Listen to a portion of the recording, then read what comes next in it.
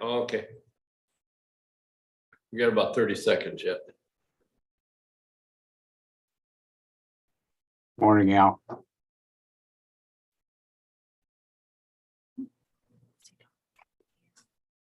Randy, were you saying something? Oh, I was just saying good morning, everybody. Good morning, Randy. We can't hear you. Can you hear me now?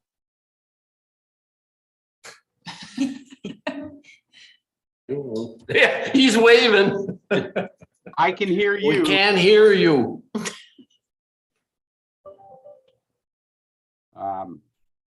Okay, it's 9:30. We'll start the meeting of Health and Human Services Committee for Wednesday, August 10, 2022. Today is public comment. Yep, you bet, Teresa, come on up. Remember, you got 3 minutes. All right, that's a short one. Okay, Teresa White, Robinson Township.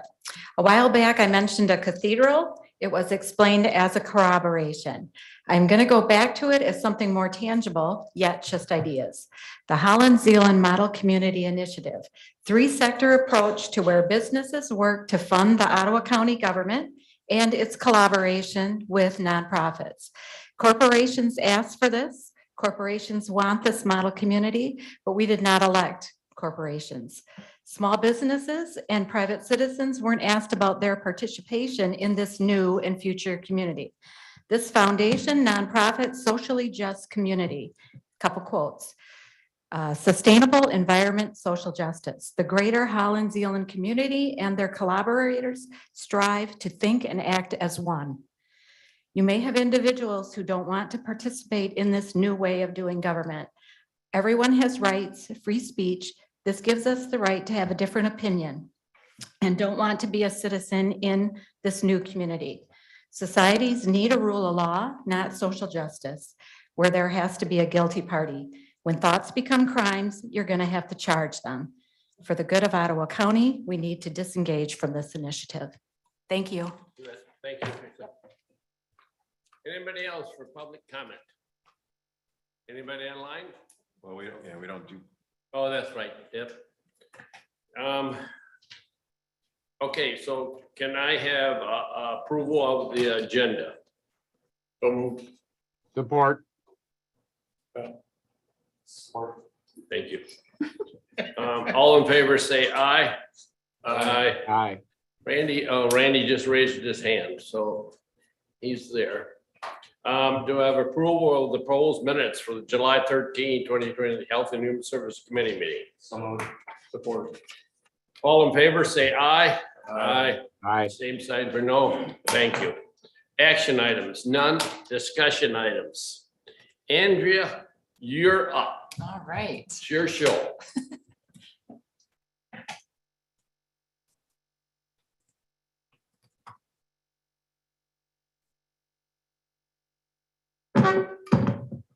All right, thank you for having me here today. It's my first time here. I am the new oral health team supervisor, and I'm going to just give you an overview of oral health programs that are offered. I wanted to start out with our strategic plan. You can see our vision, mission, and values.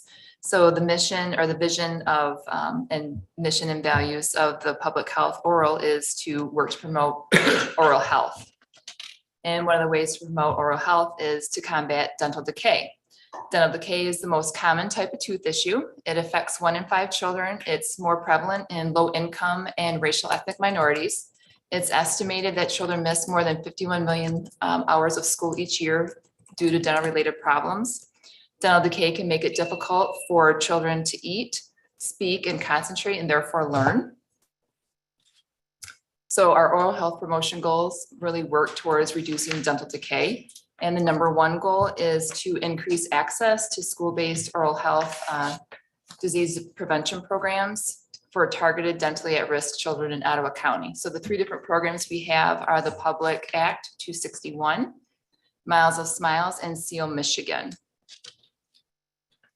So Public Act 261 is new. It was enacted in December of 2020. It's an oral health kindergarten assessment program. So the idea is to have all all children before they go to school have an oral health assessment. And this would be to identify if they have any dental issues and align them with a dental home. So it's very similar to how children have hearing and vision screenings. They would have a dental screening as well. Ottawa County has received funds to start implementing this program. It's going to be a state that's developing a slow rollout. Dental is going to be working with hearing and vision to roll out the program. We're going to work with them as far as doing combined services at kindergarten roundups, clinics, and school clinics. So far, we've been able to attend some kindergarten roundups. And then we also hosted a joint health fair in July. So this is an image of the joint, yeah. Can we ask questions? Oh, yeah. Oh, Sure. okay. You're going to, say you're going to a school, Mhm. they're rolling out. Yeah. Some of the parents already take their kids to the Yes. dentist. They're all in there. So is there a form they got to sign saying, yes, we took our kids to the dentist? Or could some kids fall between the cracks? The parents say, don't do it because it's going to cost us money or something like that. You get what I'm getting with, Yep. that they're scared of dealing with any government type program that they feel they're gonna get caught doing something. What?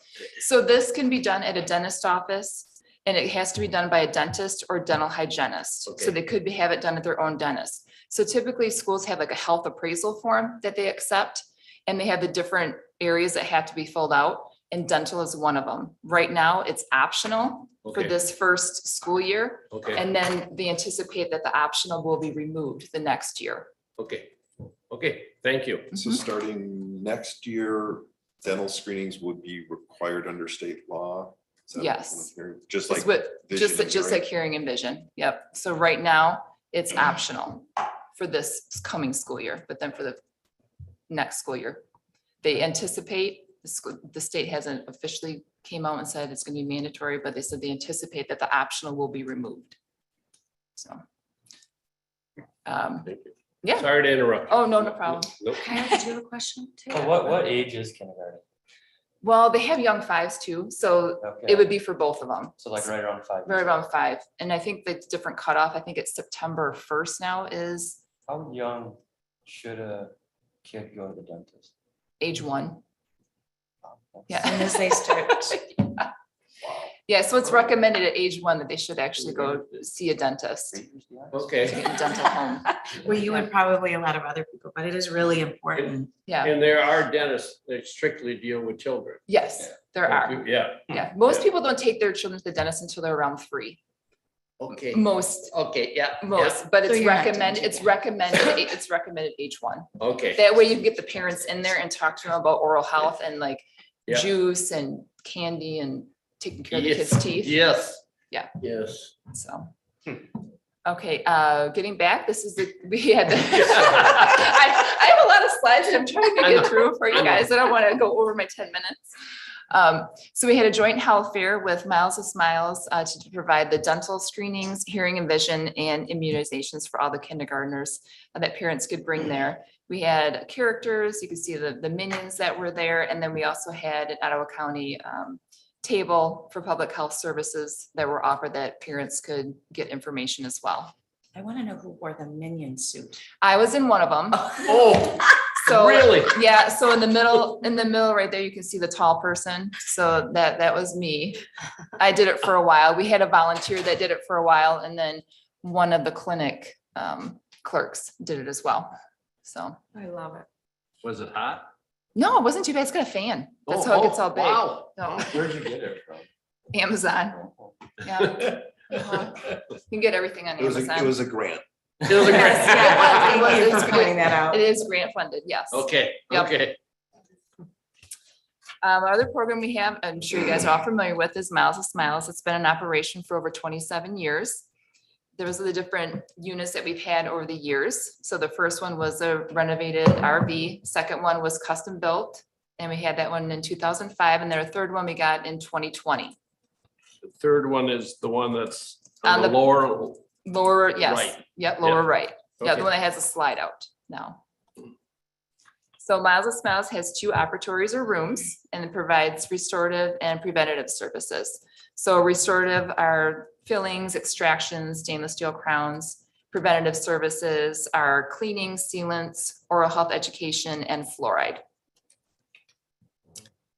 So Miles of Smiles typically provides services to children 0 to 20. We typically have children that have Medicaid, Healthy Kids Dental, or they can be seen if they're uninsured and financially qualify. The services are provided at schools, Head Start centers, health departments, clinics, migrant summer schools, and other sites for dentally underserved. So that would be like the Ottawa Area Center would be the dentally underserved. So Miles of Smiles is funded by Ottawa County, but it's also funded by grants and donations. Over the years, we've had $1.8 million in grants and donations that have supported the program. One of the largest donations has been from the Delta Dental Foundation, which is over $200,000 to build the Miles of Smiles #3. These are some of the stats for Miles of Smiles. Over the years, we've had over 30,000 encounters and provided many services. The program wouldn't be possible without our volunteers. We have dentists, hygienists, and Grand Rapids Community College students that volunteer. We're always in need of volunteers. So if you visit your dentist and say, hey, come volunteer for the Miles of Smiles program. I We'd love hit my to have 'em. dentist, I hit my dentist up every time, Who's your dentist? Dr. Nelson, and he doesn't participate. Well, Well, thank you for. I mean, Yes, thank you I for- let him know. Yeah. Yes, I We can suppose. always use our, because we lost them after COVID. The dentist retired and they didn't come Do you- back. Do you have any, what do you say, testimonials about people that got caught? I mean, not caught, but used the Miles for Smiles, as a little kid, you know? And do you have any testimonies saying, hey, thank you for having this because now we are going to the dentist, we see the value, or anything like that? Do you ever? Yes, we do. We also have some quotes from different schools that we've went to, parents, and then we also do have kids fill out small surveys too Okay, after they've been on. I won't be here, but the next time you come, okay, Have some of those. have some of the testimonials. Okay. You know, because then we show that it is helping, that people are appreciating it. Okay, Okay. thank you. I can just add to, we have tremendous support from the schools. So often the school personnel are the ones that see Yeah, the impact on the children and their ability to pay attention and learn during school and, you know, they just love us. And the dentists actually do too. You'd think that there would be some competition there, but no, they're very supportive. Yeah, very supportive of the program. Absolutely. thank you.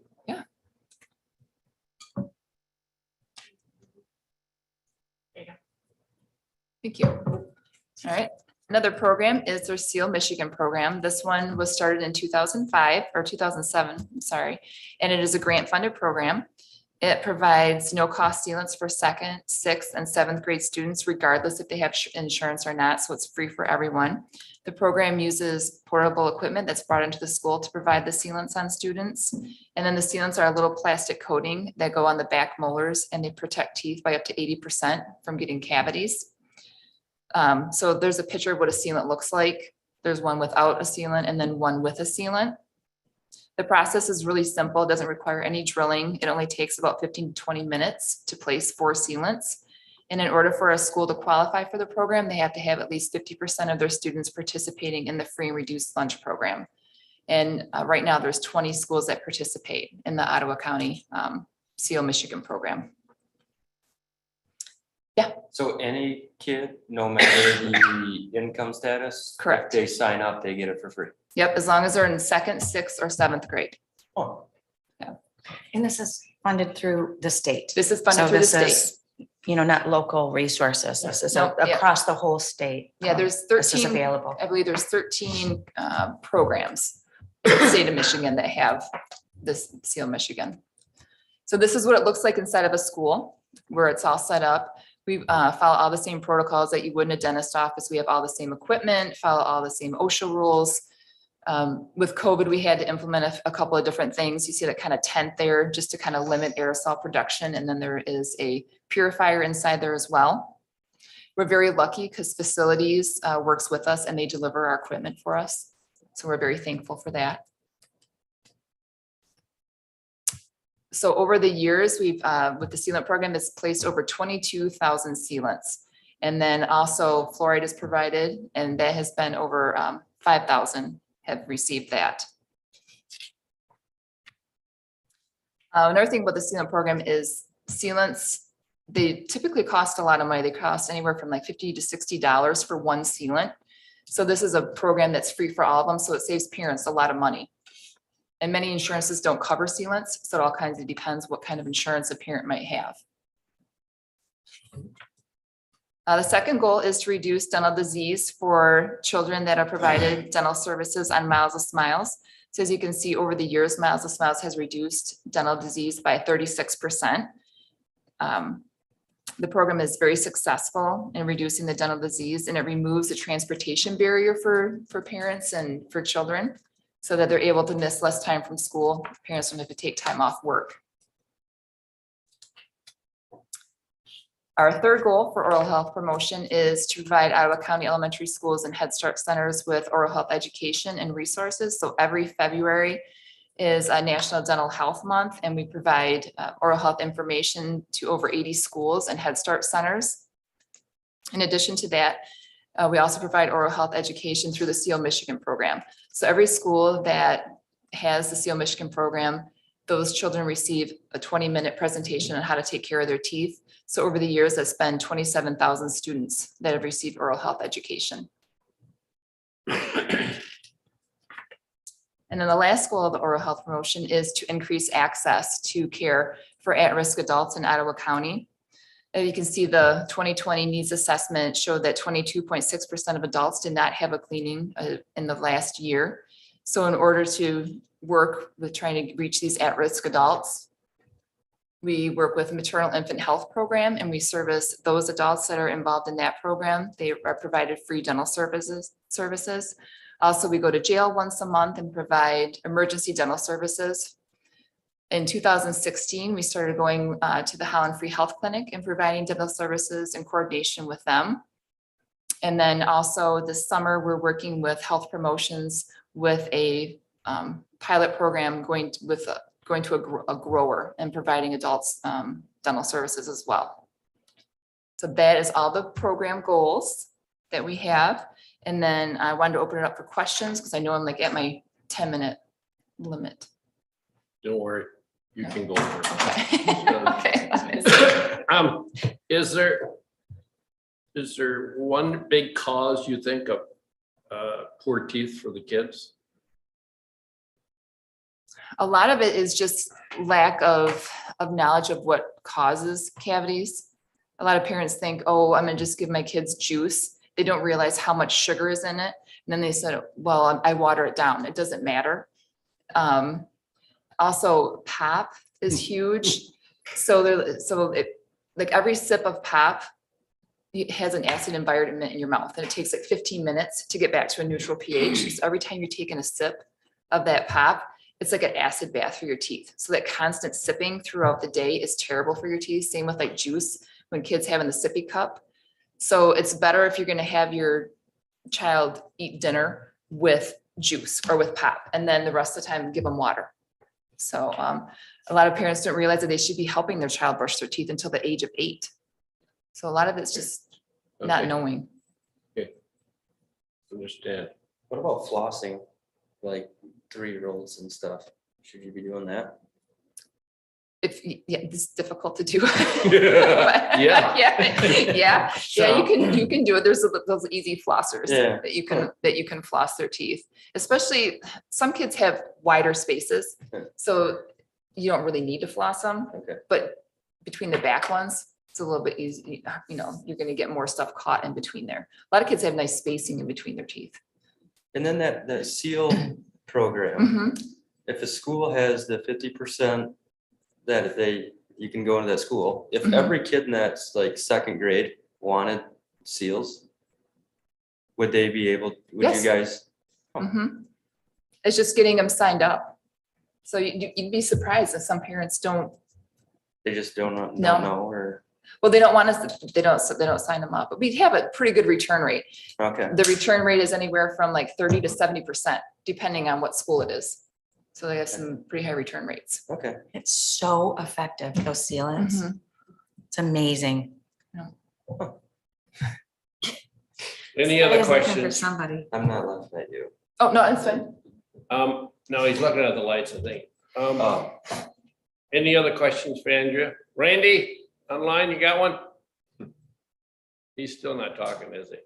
No, I told him if he had any questions, he could type it. Okay, But he okay. doesn't. Jim? Okay, thank you for coming. Great program. Thanks for I having hope me. in years to come that Ottawa County keeps this program. I think it's very beneficial and very good. So thank you for your work. Appreciate the support. Thank you. Okay.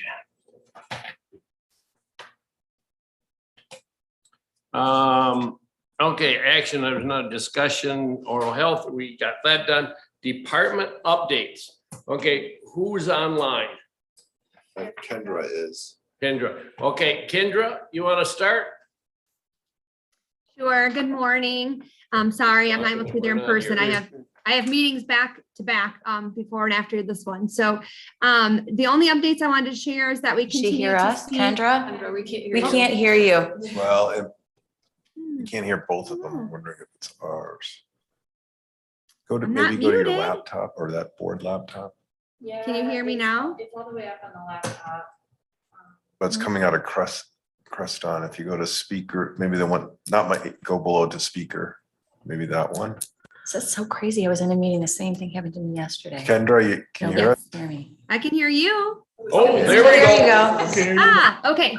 All right. Well, I just want to apologize. Unfortunately, I have meetings before and after this one, so being in person is a little difficult, but just wanted to share that we continue to see the food stamp extension continue.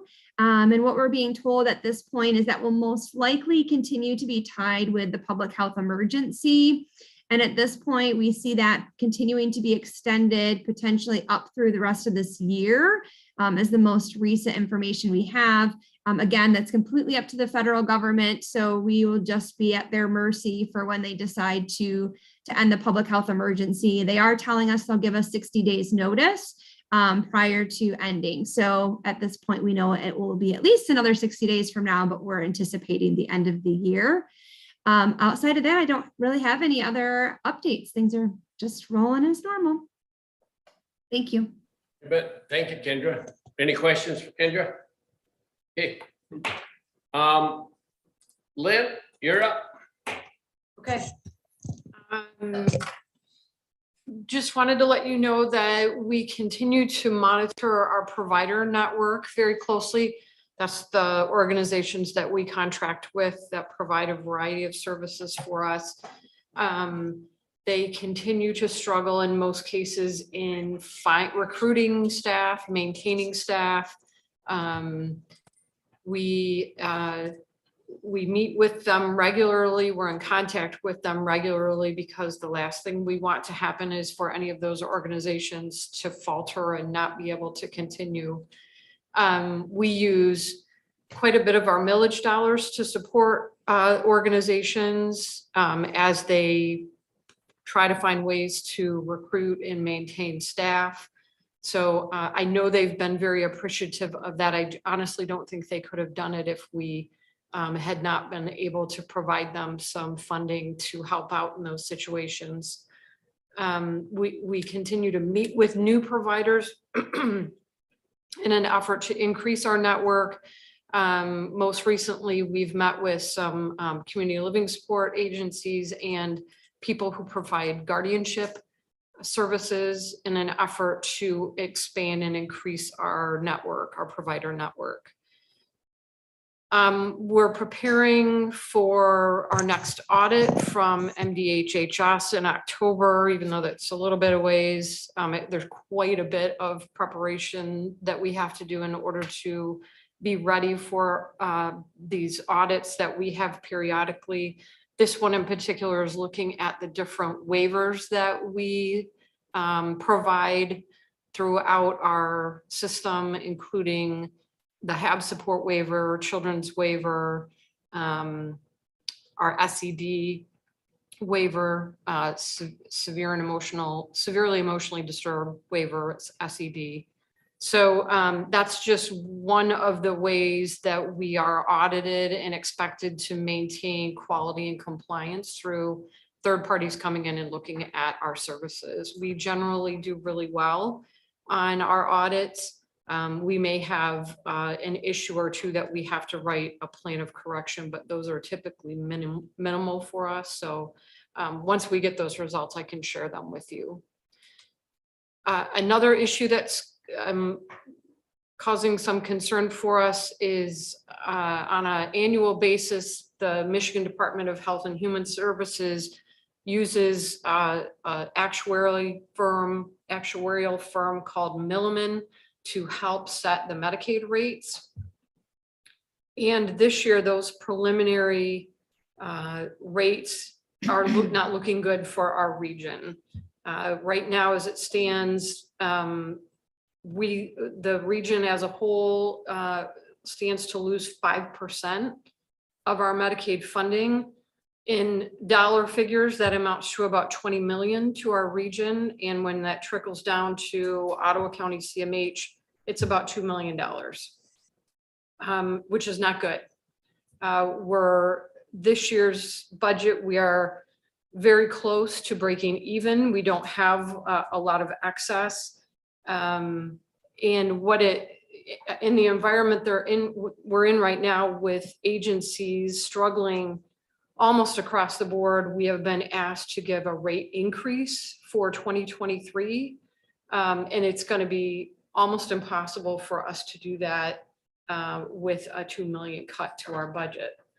So those numbers aren't done yet.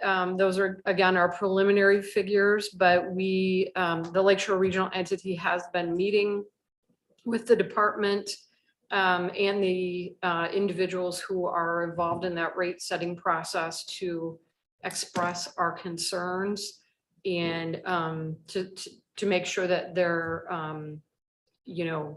that we've submitted all the information that they need in order to make decisions about those rates. So again, I'll keep you informed on that. So Lynn, the actuaries, they look at assumptions, and I mean, right now we're having a hard time getting staff, or agencies are a hard time getting staff. It's our own staff. Costs are going up with inflation, and they don't take any of that into account, where they look at even a reduction in our Medicaid reimbursement.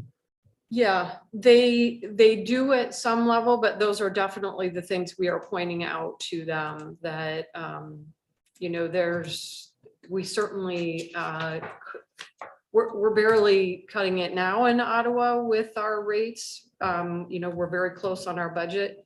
So that there would be some thought that we could get by with less money is confounding to me.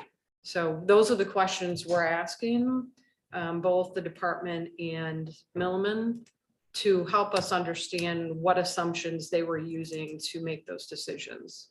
And this would be effective, whatever rates these are, October 1st. Correct.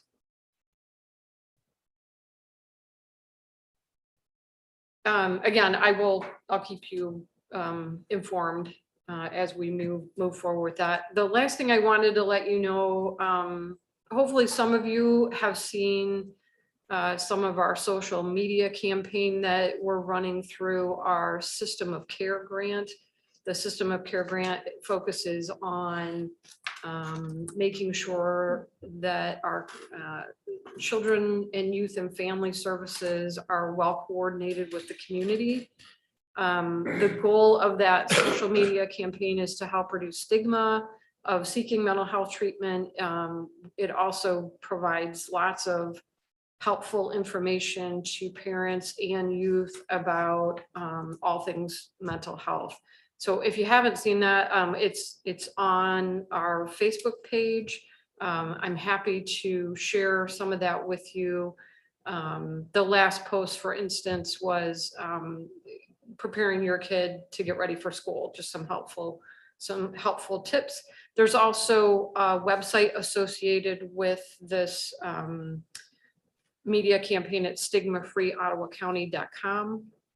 Again, lots of helpful information, hopefully helpful information for the public as a place to go for information about mental health specifically related to families and youth and kids. So that's all I have, unless you have questions. Any questions for Lynn? Lynn, the audit by the MHHS, do they dabble into our millage too, or do they leave that alone? No, it's No, they don't. millage isn't. Okay, This is just Medicaid. Medicaid, okay, services. thank you. Okay, thank you, Lynn. Jennifer, Good morning. good morning. So Community Action Agency, we have a new program coordinator starting. She'll be starting on August 22nd, and her main responsibility will be overseeing our weatherization program. So we're really excited to have her starting. Her name is Barb Koning. And also thank you to the board for approving our additional assessment and eligibility specialist. So a new intake worker that'll work with our clients to do utility assistance and weatherization. So we have that position posted as well. We also have a request for qualifications posted on our website. We're looking for weatherization contractors. I'm probably going to sound like a broken record for a while until we get enough in place. So these contractors will be doing activities in our weatherization program, which would be things like weather stripping, caulking, insulation, those types of things that all work towards energy efficiency for our clients. We're also working on a lot of grant applications right now. The Emergency Solutions Grant is due here in the next week. That is for housing through MISTA, and we're the fiduciary, and we give those funds out to Good Samaritan Ministries and Community Action House. That's an annual grant that we're working on. In addition, a new grant opportunity came up again through MISTA, and it's called My Hope, and it's for housing opportunities promoting energy efficiency. So very in line with the work that we already do.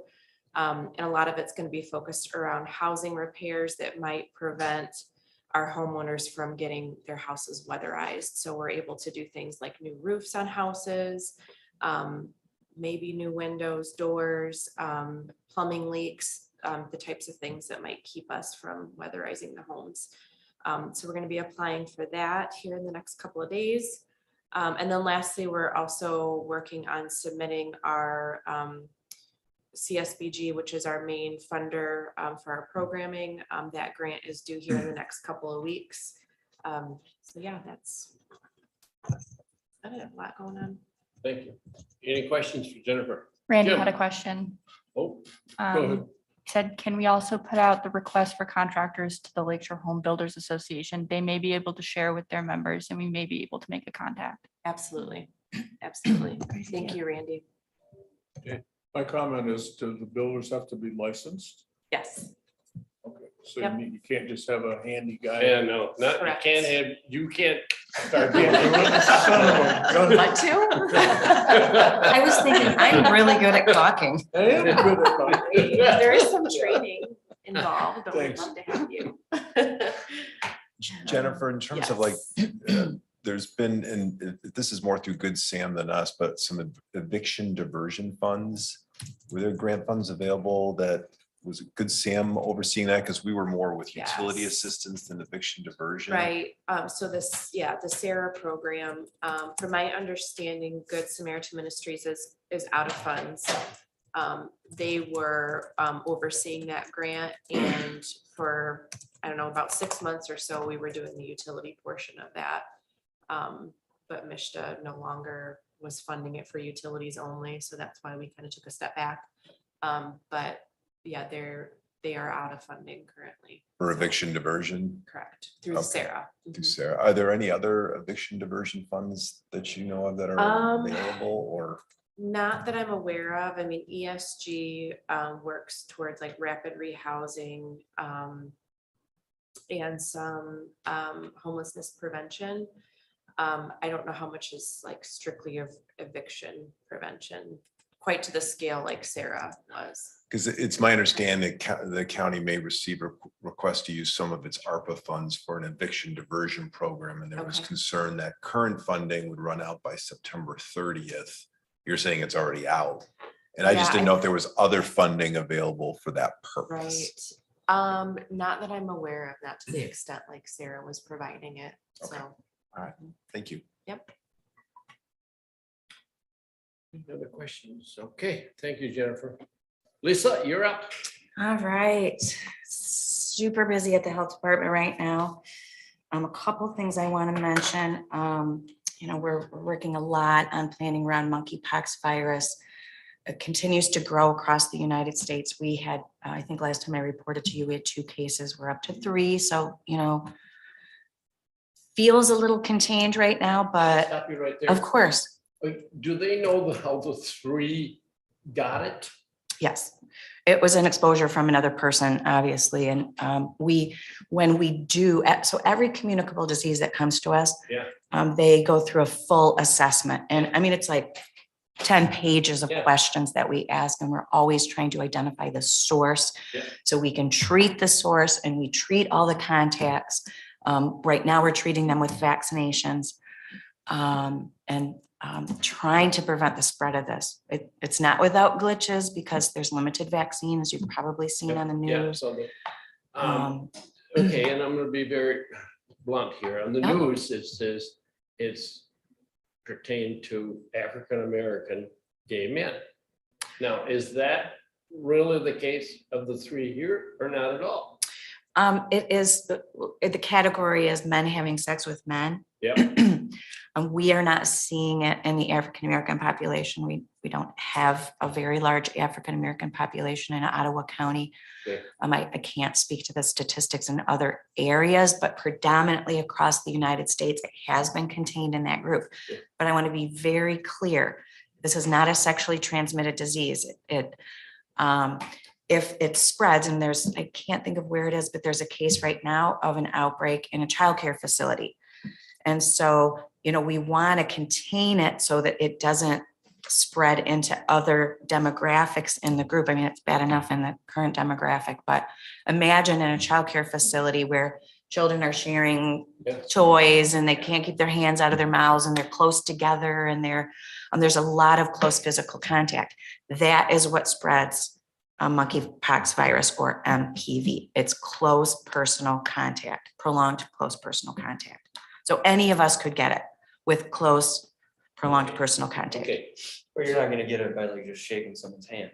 No, probably not, But I want to be careful with everything, right? because Because I heard if you have a sore on your hand, yeah, you could get it, you could. right? I Mhm. mean, okay, I just did, it's growing. What we've seen so far, going back to Kyle's question, it has been primarily with longer than a handshake, Okay. but it's still okay, possible. Okay, could be. It's mouth- possible if you're sleeping in the same bed with somebody and you can get it from sheets Okay, and towels and things like that. most So likely it could be mouth to mouth, right? it could just be Skin to skin. skin to skin. Thank you. Okay, but you need a sore, Yes. you need an opening, right?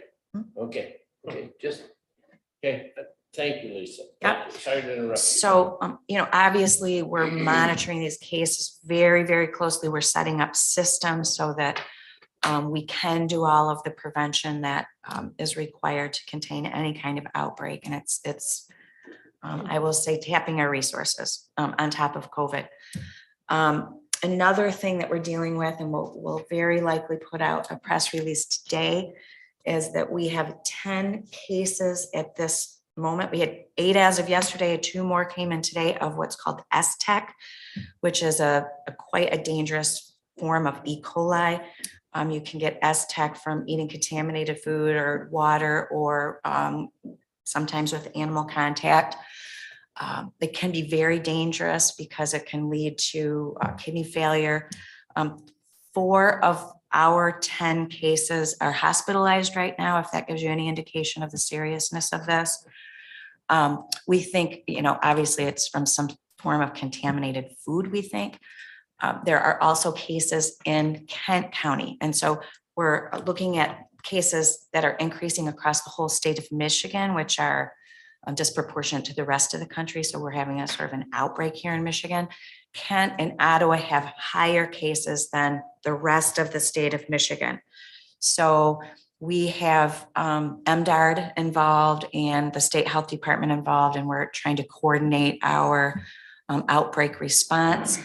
Obviously, the most important thing right now is that these people are treated and cared for and are safe, but we also are fast and furiously trying to identify the source. And that can be very difficult. It requires doing food histories on people that are potentially hospitalized and not feeling up to having an investigation done. But I will say, and That was my question. Oh, what was your- What okay. they eat. excuse me, prevention is really important. This is what we're going to emphasize our media release today on, because it can come from contaminated food. It's really, really important to wash your hands, wash your hands, wash your hands, wash your food, scrub your food. It most likely would be in some sort of fruit or vegetable or undercooked meat, something like that. So be sure that if you're eating fresh fruits and vegetables or lettuce or blueberries or anything like that, that you're thoroughly washing those before you consume them. I know I can admit I'm guilty of going down the road to Bowerman's, picking a bunch of blueberries and, dipping my hand in the bag on my way home. That's definitely not recommended at this point.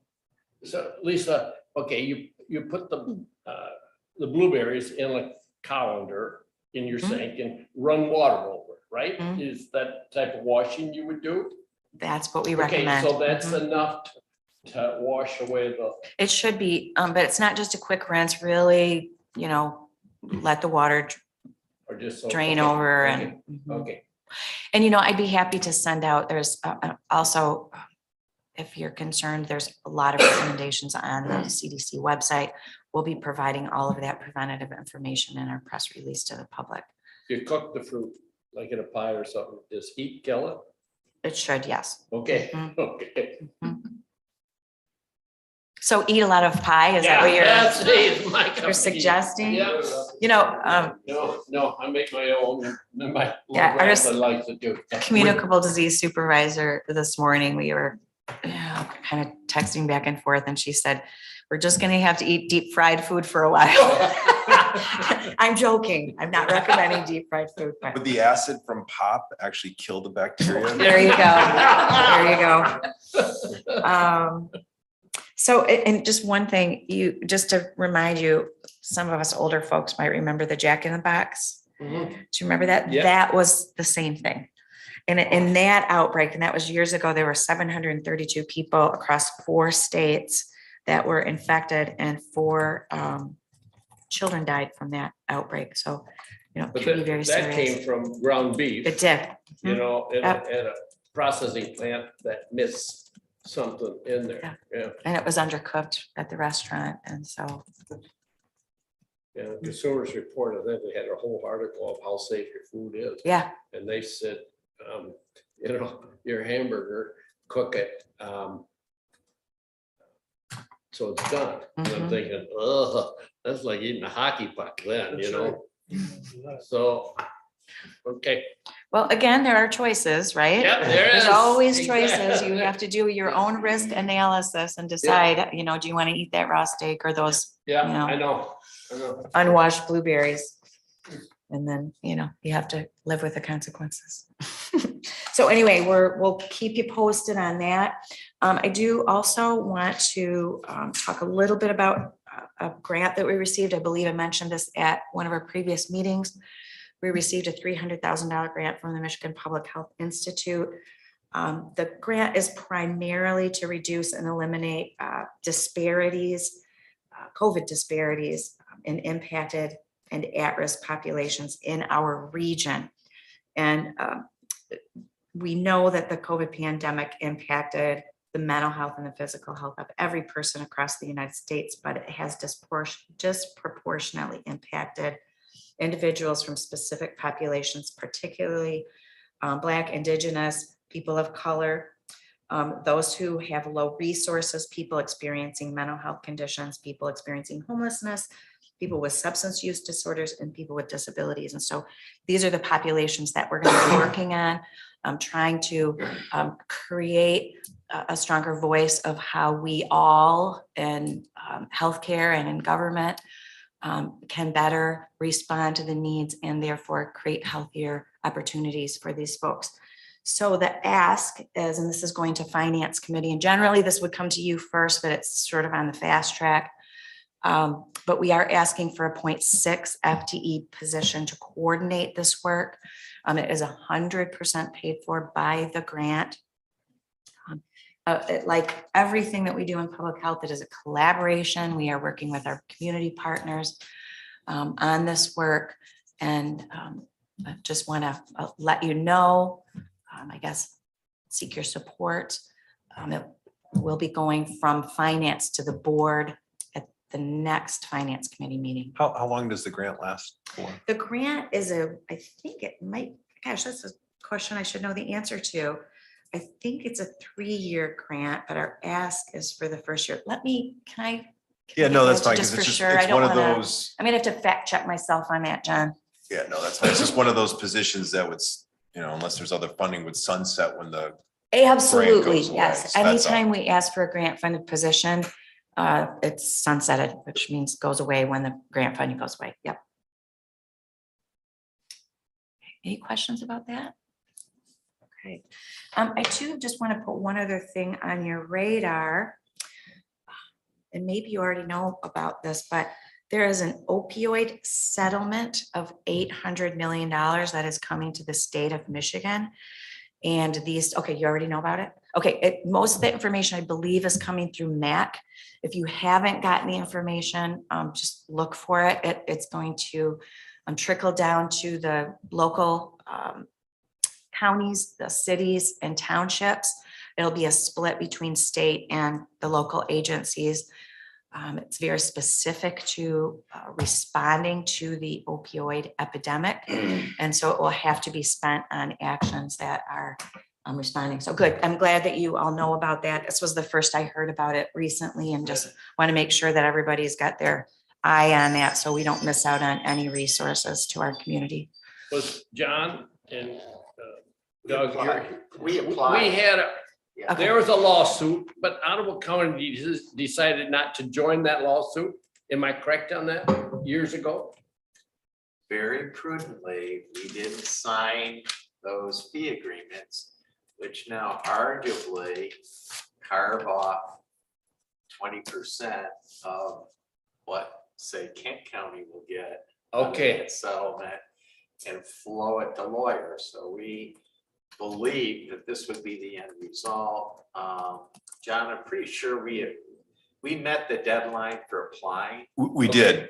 did. okay. And we're So- working with an opiate task force to determine the best way to spend that money. And we Okay. have no lawyers to share it with. Okay. I remember there was a discussion, and that was when Al was here to go into that lawsuit or not, and we decided to step back, but we did finally sign up for it, right? So- Yep, we did sign up for to receive the settlement, our share of the settlement from that claim. Okay, good, okay. Thank you. Thanks, Doug. Anything else, Lisa? I think that's it. Okay. Any questions for Lisa? Oh, wait, I do have one more thing. Okay. Sorry. Just to put it on your radar, I mentioned that the Michigan Public Health Accreditation Program had been on hold during the pandemic. And so they are actually going to, for a period of 1 year, well, actually for a period of 3 years, do a little bit of a hybrid of our accreditation with full understanding that local health departments diverted much of their staff and much of their activities to COVID for the last 2 years. And so they're going to kind of cut us a break and not look at every single one of the program indicators as a, yes, you met the indicator, or no, you didn't. And we will be able to maintain our accreditation for this 3-year period. And they will be coming and doing audits as a technical visit and as a learning opportunity for local health departments during that 3-year period. So we believe that our technical visit / audit will be in could be right after the first of the year. We haven't really been told when that will be, but we want to be prepared for that.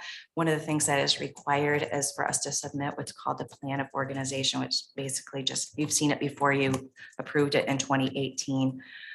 It just sort of outlines the legal responsibility that our employees are indemnified, kind of what we do to communicate with the population, all of the things that we're required to do.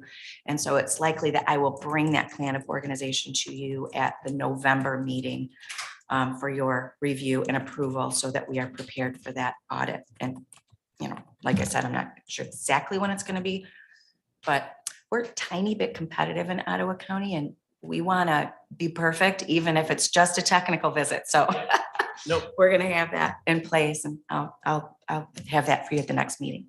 Okay. Thank you. You bet. Is there anybody else online? Nope, that's it. Not for public comment, but are any of the other updates, department updates, are they online? Anybody else besides Kendra? She was, no. Okay, so the next thing is public comment. Does anybody want to make a public comment? See none, a motion to adjourn. Or Thank you. All in favor? Aye. Thank you.